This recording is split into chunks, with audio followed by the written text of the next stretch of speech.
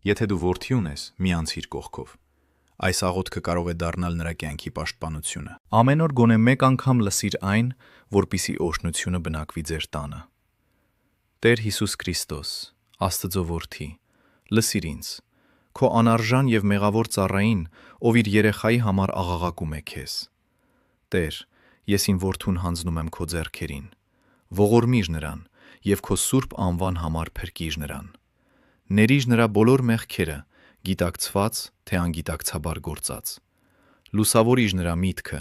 եւ առաջնորդիր նրան քո պատվիրանների ճանապարհով։ Բուժիր նրա հոգին եւ զորացրու նրա մարմինը։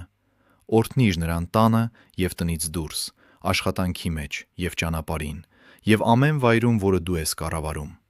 Քո սուրբ հովանու տակ պահպանիր նրան, հեռու պահելով գնդակից, սրից, թույնից, հրդեհից, ջրհեղեղից, հիվանդությունից եւ անակնկալ մահից։ Պահպանիր նրան, որպիսի չբախվի տեսանելի կամ անտեսանելի թշնամիների հարձակումների, չընկնի աղետի, չարի եւ դժբախտության մեջ։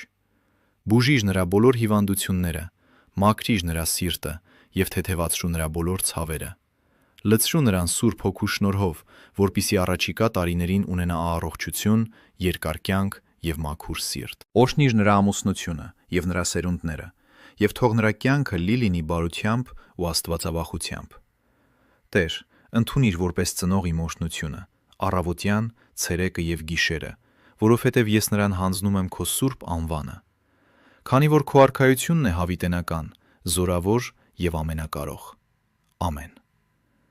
Եթե հավատում ես, որ Աստված անձամբ կպահպանի քո երեխային, գրիր մեկնաբանություններում ամեն։ Թող Աստծո խաղաղությունն ու օրհնությունը գան քո ընտանիքի վրա։ Կիսվիր այս աղոթքով մեկ այլ մոր հետ, որպիսի ավելի շատ երեխաներ լինեն Տիրոջ լույսի, ձեռքերի եւ խնամքի տակ։